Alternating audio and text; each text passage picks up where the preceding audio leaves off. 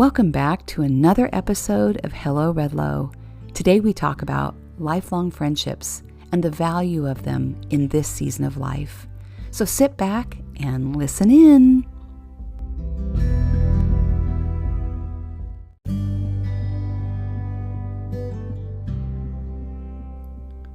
A good friend knows your story. A good friend knows your life story, the good, the bad, and the ugly parts of it all. Perhaps they've even helped you create some of them, and they have certainly been a part of them throughout the years. They know the deepest parts of you, the imperfect you, the confused you, the sad and worried you, the part of you that frets, the part of you that at times felt lost and confused and wondered who you are now. They've also seen the very happy part of you, the part of you that has showed up and celebrated different moments in your life, and you've celebrated those with them. And throughout it all, throughout the journey in these years, they have loved you and they've walked beside you. I just celebrated a longtime friend's son's wedding.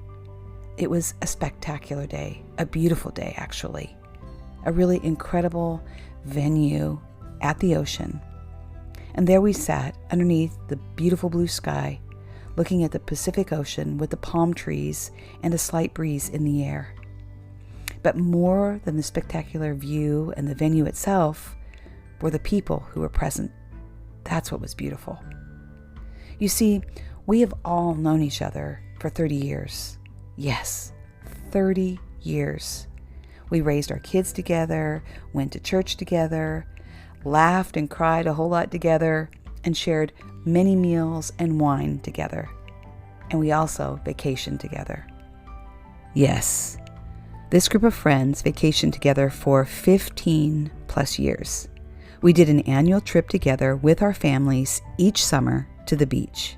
Away we went with all our beach garb, our skateboards and scooters and surfboards and wetsuits and beach and pool toys and more. All our stuff. All 32 plus of us, give or take a few, depending on the year. We always felt so sorry for the people staying in a room nearby next to us because we were a lot. We had a lot of stuff, we were a lot of people, and we just had a great time. We essentially took over that part of the hotel. And as we grew, we all got beachfront rooms right there looking out of the ocean. We spent hours laughing, playing, and running on the beach, building sandcastles, riding scooters on the boardwalk, riding our surreys to our favorite ice cream store, making in-room s'mores, having late-night talks, playing hide-and-seek out in the sand dunes late at night, and having happy hour. It was just the best, the most incredible memories for both the kids and the adults. And what grew from those times was a really deep friendship, one full of the most amazing memories and connection. And we all have that to this day. We've all been through a lot over the years. We've had both wonderful celebrations and hard times. That's what happens after 30 years. This is life. And we certainly are not the same people we were when we all first started out. We certainly have evolved. Thank God. Because as I look back, we started out as very structured, organized, young married couples with these young families. We bonded over our schedules and routines and sharing all of our parenting woes and struggles and helping each other through it all. We were such perfectionists back then, fretting over the silliest things. And as my friend so eloquently said recently, we went from caring about everything to caring about nothing. It just made me laugh because it's so true. But I think age does that, doesn't it? It softens us. The little things don't matter as much anymore. As I have often said, I wish I could have parented my last child first, because by the time I got to my fourth child, I had evolved and relaxed so much. In spite of our struggles and our journeys in our personal lives, we've remained friends all these years. We've experienced financial success and failure. We've dealt with major health crises. We've moved to different states and back. We've experienced broken relationships, divorce, and new marriage. We struggled through the terrible twos and the teen years. And now, here we are as empty nesters. Here we are celebrating our adult children and witnessing them stepping forward in their lives and into their new season of life. I just sat there in awe of it all, celebrating the majesty of the moment and the purpose of life, and being grateful for our lives that have been seasoned with grace. Because these are the moments that matter. This is what life is about. It's about friendships and relationships and connection. And these friends, the lifelong friends, they are a gift. The friends you trust, the friends who are like a warm blanket wrapped around your heart and soul, whose very presence and words remind you that you are okay, that you will never be alone. They are the friends who get you without saying a word. They are the friends that can finish your sentences because they know exactly what you're going to say. They just get you. And these are the friends that no matter how much time has passed, you pick up and you start right where you left off.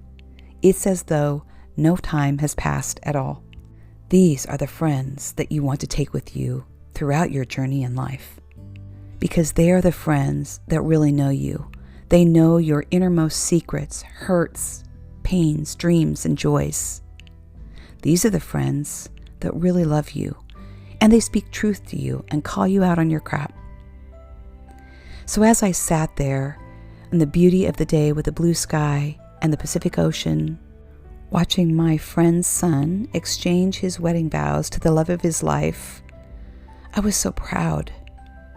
I was proud of my friend for the amazing son she has raised, and it was evident by the words he spoke to his bride-to-be. He said his vows in a way that would make any mom proud and want her son to love in that way, to love, honor, and respect his bride-to-be standing before him. His vows were so open, honest, and vulnerable, and you could feel the love between them.